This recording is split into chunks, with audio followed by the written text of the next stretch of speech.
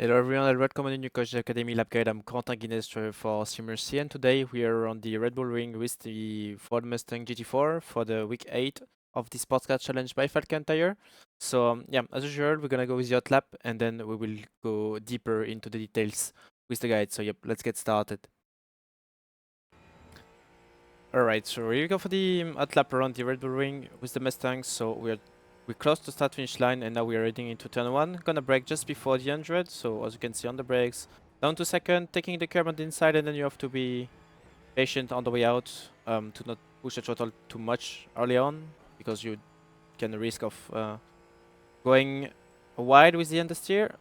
Now we are going uphill, gonna brake pretty much same around the 100, down the gears, down to first, taking the curb on the inside and then opening the steering quite quickly to maximize the traction. Now going once again up the gears, quite a few straight lines around that track.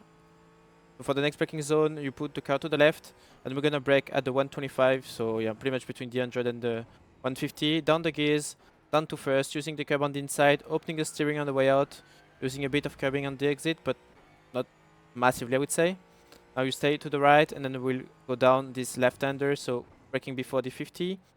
You stay with third, you try to hug the curbing on the inside, opening the steering, using the curbing with the left wheels.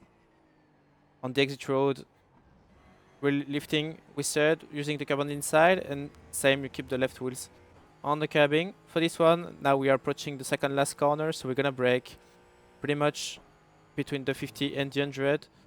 Down to third, using the curb on the inside. Need to be patient on the way out to not go with too much speed. You can get on the steer, on the brakes, using third once again, sending the car into the corner and making sure you're not going too wide on the exit. And now we are crossing the line for a wrap around the Red Bull Ring with the Mustang GT4. Alright, so we go for the guide this time. So we start from the start finish line and now we are heading into the first corner. So as I said, just put the car to the left and then we're gonna brake before the 100. Ideally, you don't want to brake too late for that one, especially because going too deep into the corner means that you have to go slower on the exit to avoid going wide and taking the off track, and you have the very long straight after that. So you have to make sure you don't compromise um, um, your the entry of turn 1, as it's really important to really nail the exit. So we're just braking a bit before the 100, as you can see, leaving a bit of a margin to the board, and then yeah, as you can see, I brake quite hard, but yeah, just make sure you don't brake fully because you don't want to go too deep into the ABS. Obviously, ABS means you're losing rotation, and at the same time, it's it cooks the tires. So you are going to lose pace all around the lap and also some grip. So yeah, that's pretty much what you need to do, braking about 85%, dropping to second.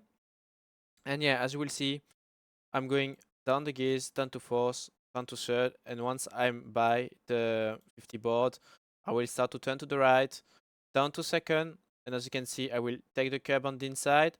I'm early on power, but as you can see, I'm being patient before I'm reaching actually full power, so I'm not going full power until I'm reaching the the exit completely and also out of the curbing.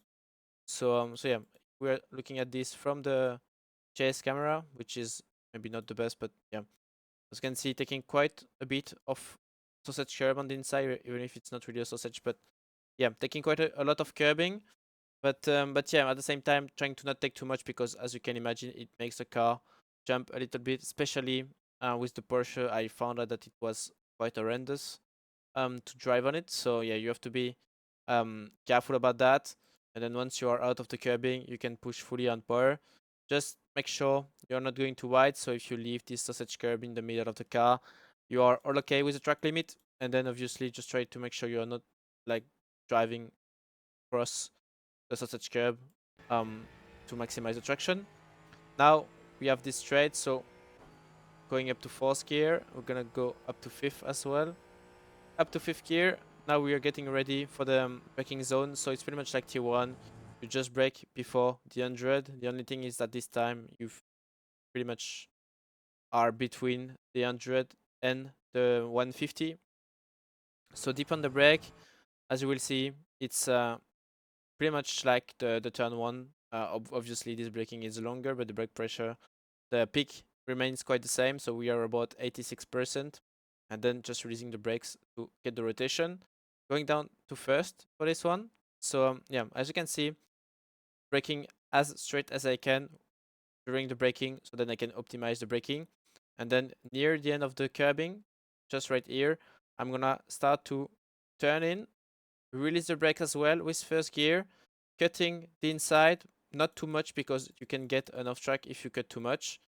And I'm mostly focusing mid corner to put as much rotation as I can without putting too much, obviously. But ideally, if I can put most of it mid corner, so then I can open the steering while I'm out, is the best thing possible. Also because the Mustang is missing a bit of traction, so you have to make sure you really optimize that. So you put most of the steering angle and the rotation mid corner, and then once you are out of the curbing, as you can see, the steering goes open, and now I can just go full power on the way out. So yeah, I'm going a bit on power when I'm on the curbing, but really when I'm out and I'm having the steering fully centered, then I can go full power. So yeah, now going up the gears once again, up to fourth. We're gonna go up to fifth. And now, Sam, you put the car to the left, use as much track as you can, and pretty much the same as the last braking zone. We just brake between the two, between the 100 and the 150, even if you brake a bit closer this time to the 100, but it's pretty much the same reference. Just make sure, once again, you don't go too deep into this corner. So yeah, use the left side of the track, going down the gears, big braking once again. I think this is might be the biggest braking maybe of the track because it goes also downhill. So yeah, just reaching about 88%. So yeah, it's not fully, but yeah, it's close obviously to full braking, even though it doesn't feel like it's running massively into the ABS, so it's still fine. But yeah, obviously if you like use less brake pressure, it means it's gonna be a bit harder to slow down the car to reach the curbing on the inside. But yeah, um, once I'm by the 50, I'm gonna start to turn in down the gears, down to second. I'm gonna go down to first. I'm gonna run the curbing on the inside, and once I'm out of the curbing, then I can start to steer the move the steering back to the center, so then I can apply more easily the power. So if we are checking from the outside, I'm just releasing the brakes to get the rotation. And once I'm on the curb, I just go on power. I try to manage the power. And as soon as I'm out of the curbing, then as you can see, I'm just opening the steering. Full power now, using a bit of curbing on the way out. And now we are heading into the S's. So for the first one, you just move a bit to the right, making sure you use as much track as you can. And then just before the 50, I'm just gonna go on the brake. I'm going slightly on the brake because I don't really want to upset the balance of the car. So as you can see, just about 66% braking. And yeah, I'm sort of slowly releasing the brakes, even if um it it's not really the smoothest car on the brakes, to be honest. So yeah, obviously it's gonna be a bit different, for example, with the AMG or the Porsche. So yeah, just releasing the brakes to get the bit of rotation, but then yeah, you mostly make the work with the steering and the power as well. So um, entry of the corner, just on the brakes, down to third. You just stay with third actually. Then you release a bit the brakes to get the rotation. But as you can see from there, it's just about managing on power, trying to get the rotation on power, and no need to use second. Really for this corner, you can just stay with third. It's the gear you need really to go through this those two corners, because actually the next left-hander is also with third gear. So just egging the curb, trying to make sure I'm being patient on the way out to not pick up some understeer. And then we have pretty much the same kind of corner. You just use all of the track on the right side, so you just leave the left wheels on the red and white curbing. And as soon as we are joining the I don't remember, it's the national layout. So this corner, this part of the track is the national layout. As soon as you are putting your front wheels on it, then you can just use the brakes and now bring the car into the corner. So as you can see, rejoining the sprint layout, front wheels on the sprint layout, just going on the brake. As you can see, not that much braking really. It's just about slowing down the car a bit and like uh, make it rotate in the fast part, and you just from there try to bring the car onto the curb, which is going to give you some rotation. You can see how much rotation it gives you. You can see it quite clearly as soon as we are on the curbing, and then once you're on the curbing, you just go on power, trying to make sure you're not pushing too much until you are out of the curbing, and then same, just leave the left wheels on the red and white curb, and now we are approaching the last two corners of the track. So for this one, I'm just braking between the 50 and the 100 once again between the two boards, but we are clearly closer to the 100, so it might be around 90 probably.